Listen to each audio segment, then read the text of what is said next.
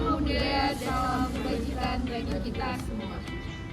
Sebelumnya izinkan perkenalan terlebih dahulu. Kami dari kelompok 2 untuk memaparkan terkait dengan doktrin-doktrin apa saja yang ada dalam hukum perusahaan. Lebih lanjut akan dijelaskan pada video selanjutnya ini. Perkenalkan, nama saya Mutiara Sigar dengan NIM 11.000.1221.165. Sebelumnya perkenalkan, nama saya Lutfan Algifari Raffi dengan NIM 11.000.122130255. Perkenalkan, nama saya Muhammad Fakin Dapianto dengan NIM 11.000.101.30249. Perkenalkan, nama saya Karisa Indrik dengan NIM 11.122.13028. Nama saya Latifatul Fauzia Firdausi dengan NIM 11.000.122130250. Perkenalkan, nama saya Widya Risha Agustina dengan NIM 11.000.122130435. Doktrin yang pertama ialah doktrin fiduciary duty. M. Yahya Harahap menjelaskan bahwa doktrin fiduciary duty ialah suatu doktrin yang memberikan kewajiban untuk direksi dan pengurus perseroan yang mana ada dewan komisaris untuk dapat menjalankan kepengurusan perseroan sehari-hari dengan penuh itikat baik. Itikat baik dalam hal ini dapat dimaknai sebagai suatu sikap yang dapat dipercaya oleh segenap pengurus perseroan. Dengan kata lain, fiduciary duty dapat dimaknai sebagai sebuah kewajiban untuk direksi dan dewan komisaris untuk dapat melaksanakan kepengurusan perseroan sehari-hari dengan itikat baik dan dapat dipercaya serta sesuai dengan kepentingan dan maksud dan tujuan dari perseroan. Dalam hal ini, direksi dalam pasal 97 ayat 2 Undang-Undang Perseroan Terbatas diberikan kewajiban untuk dapat menjalankan kepengurusan dengan itikat baik dan penuh tanggung jawab sesuai dengan kepentingan perseroan. Selain hal tersebut, Dewan Komisaris dalam pasal 114 ayat 2 Undang-Undang Perseroan Terbatas diberikan kewajiban untuk melaksanakan pengawasan dengan tanggung jawab, berhati-hati, dan juga secara bertanggung jawab untuk memberikan pengawasan kepada direksi dan juga menjalankan pemberian nasihat kepada direksi dengan penuh tanggung jawab dan sesuai dengan kepentingan perseroan. Dalam hal ini, Dewan Komisaris apabila tidak menjalankan fiduciary duty dengan benar dapat dikenakan sanksi berupa pertanggungjawaban secara pribadi. Akan tetapi, hal ini dapat dikecualikan apabila dalam pelaksanaannya Dewan Komisaris terbukti bahwa telah menjalankan pengawasan sesuai dengan kepentingan perseroan, tidak ada maksud atau tujuan yang merugikan perseroan, dan telah melaksanakan pengawasan sesuai dengan kepentingan perseroan. Doktrin yang berikutnya adalah business judgment rule, di mana pengertian dari business judgment rule ini merupakan suatu doktrin hukum perusahaan yang melindungi direksi perusahaan dari tanggung jawab atas kerugian yang timbul akibat keputusannya, di mana keputusan tersebut harus diambil dengan itikat baik dan kehati-hatian. Business judgment rule berkaitan erat dengan tata cara pembagian tanggung jawab antara perusahaan dengan organ-organ yang terkandung di dalamnya, terutama direktur dan juga pemegang saham, yang dimana ketika terjadi kerugian karena kesalahan maupun kelalaian direktur tersebut.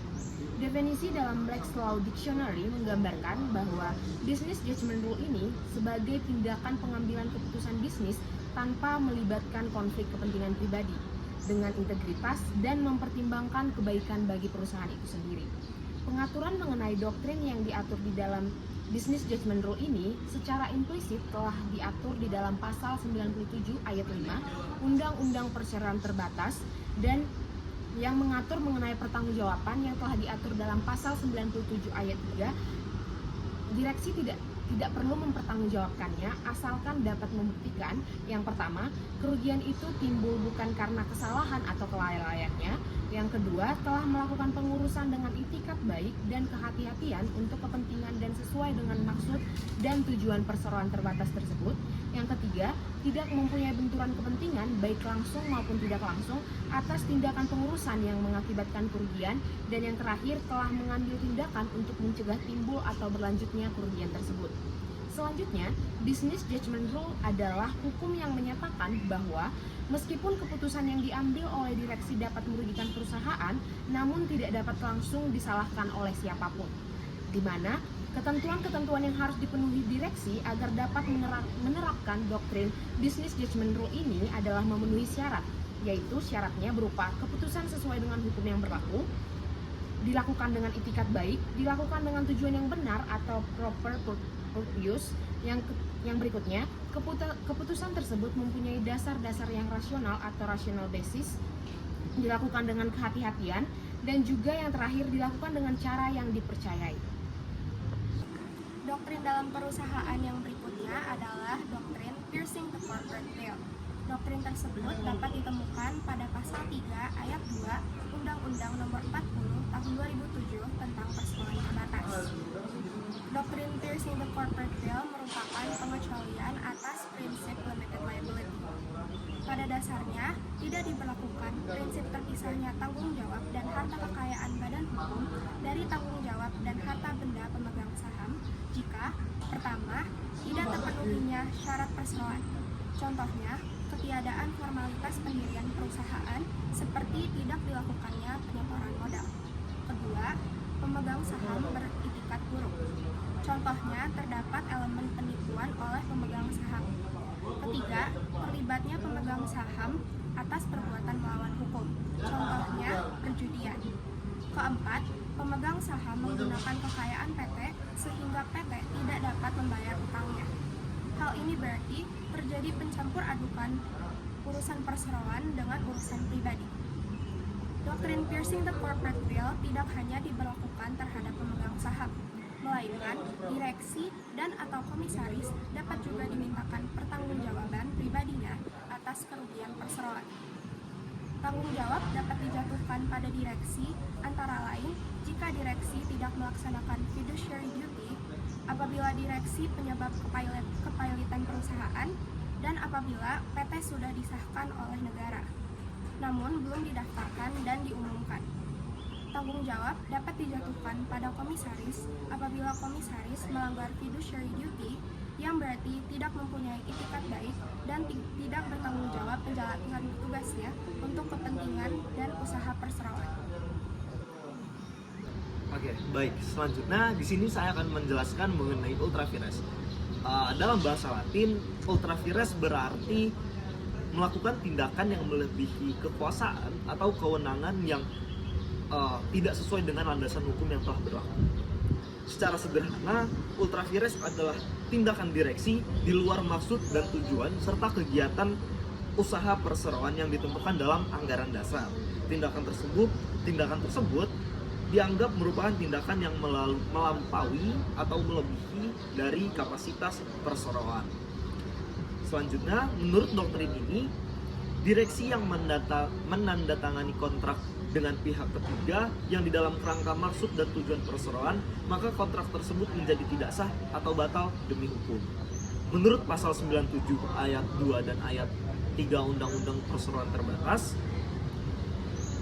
lebih jauh, bahkan apabila ternyata kontrak yang ditandatangani itu merugikan perseroan, maka perseroan dapat saja menuntut direksi tersebut dengan dasar kelalaian atau kesalahan dalam melaksanakan tugas, kewajiban, dan wewenang, sehingga konsekuensinya kontrak itu menjadi tanggung jawab pribadinya direksi.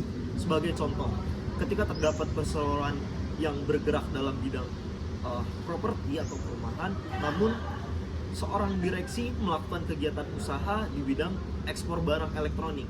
Nah, secara tidak langsung, maka hal tersebut merupakan salah satu contoh dari adanya ultra vires. Karena perseroan tersebut yang telah saya jelaskan sebagai contoh tadi di awal bergerak pada bidang properti, namun sang direksi melakukan kegiatannya, melakukan kontrak di bidang ekspor.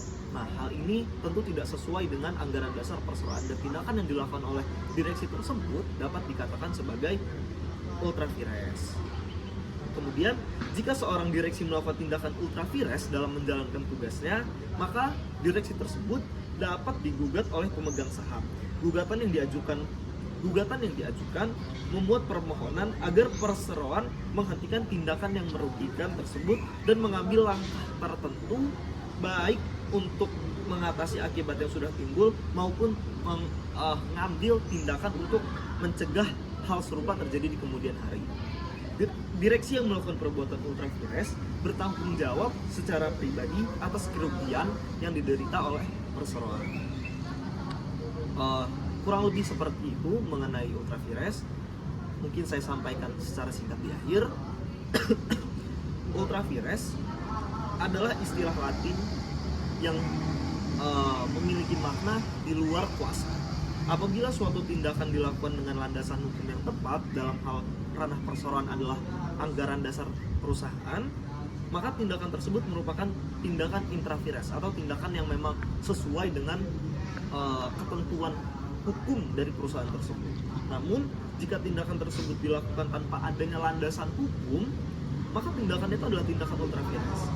Tindakan intra vires dianggap sah, sementara tindakan ultra vires dianggap tidak sah. Seperti itu, kurang lebihnya. Mohon maaf dan terima kasih. Doktrin selanjutnya adalah gugatan derivatif. Gugatan derivatif merupakan gugatan yang berdasarkan hak utama perseroan, tetapi dilaksanakan oleh pemegang saham untuk dan atas nama perseroan. Gugatan tersebut dilakukan karena adanya suatu kegagalan yang dilakukan oleh komisaris atau direksi pemegang fiduciary duty. Derivatif juga diatur dalam Undang-Undang Perseroan Terbatas Pasal 97 Ayat 6 yang menyebutkan bahwa atas nama perseroan, pemegang saham yang mewakili paling sedikit 1/10 bagian dari jumlah seluruh saham dengan hak suara dapat mengajukan gugatan ke pengadilan negeri terhadap anggota direksi yang melakukan kesalahan maupun kelalaian yang menimbulkan kerugian pada perseroan. Yang dapat kami paparkan dari kelompok 2, kurang lebihnya mohon maaf. Wassalamualaikum warahmatullahi wabarakatuh. Shalom, Om Santi Santi Om, Namo Buddhaya dan salam kebajikan bagi kita semua.